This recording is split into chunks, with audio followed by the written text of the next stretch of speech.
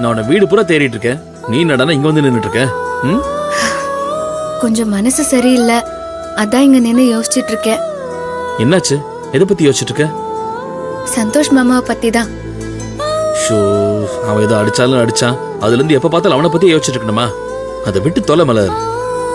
விடுற விஷயமா இருந்தா நானே விட்டு தொலைச்சிருப்பேன் அர்ஜுன். அது விடாது. அதுக்கு ஒரு முடிவு தெரியற வரைக்கும் அது நம்மள விட்டு போகாது. சந்தோஷ் மாமா நம்ம கிட்ட வந்து பிரச்சனை பண்றது இது முதல் முறை இல்ல. இதோட எத்தனையோ முறை பண்ணிட்டாரு, இன்னமும் பண்ணுவாரு. நாமளும் எவ்வளவு நாள் தான் எல்லாத்தையும் பொறுத்துட்டு இருக்க முடியும்? இதுக்கு ஒரு முற்றுப்புள்ளி வச்சு ஆகணும் அர்ஜுன். மலர், அதான் ஏற்கனவே சொல்லிட்டேன்ல, அவனோட வழியில அவன் அப்படி பண்றான்னு. நாம ஒரு மரியாதைக்காகவும் பார்வதியோட முகத்துக்காகவும் தான் ஒதுங்கி ஒதுங்கி போறோம். அதையே அவன் அட்வான்டேஜா எடுத்துக்கிட்டா அதுக்கு நம்ம என்ன பண்ண முடியும்? இது அட்வான்டேஜால பண்றது இல்ல அர்ஜுன், அவரோட தப்பான புரிதலால நடக்கிறது. போலீஸ் அவர் தான் கொன்னாருன்னு நினைக்குது. பிரகாஷ் அந்த கொலைய சந்தோஷ் மாமா பண்ணல, நீதான் பண்ணன்னு நினைச்சிட்டு இருக்கான். நினைச்சிட்டு இருக்கிறது மட்டும் இல்ல, சந்தோஷ் மாமாவையும் அந்த மாதிரி நினைக்க வச்சிருக்கான், தூண்டி விட்டுருக்கான். ஆக மொத்தம் அந்த கொலைய சந்தோஷ் மாமாவும் பண்ணல, நீயும் பண்ணல. குற்றம் செய்யாத ரெண்டு பேரும் மோதிட்டு இருக்கீங்க.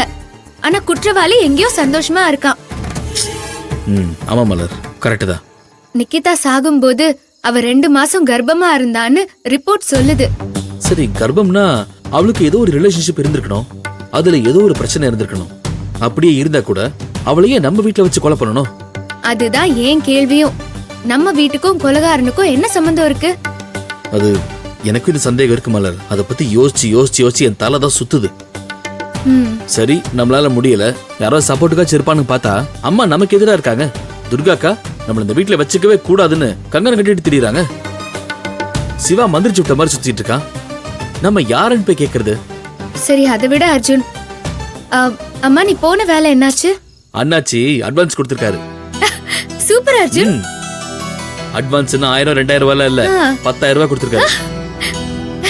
2000 ஸ்வீட்ஸ் கேட்டிருக்காங்க.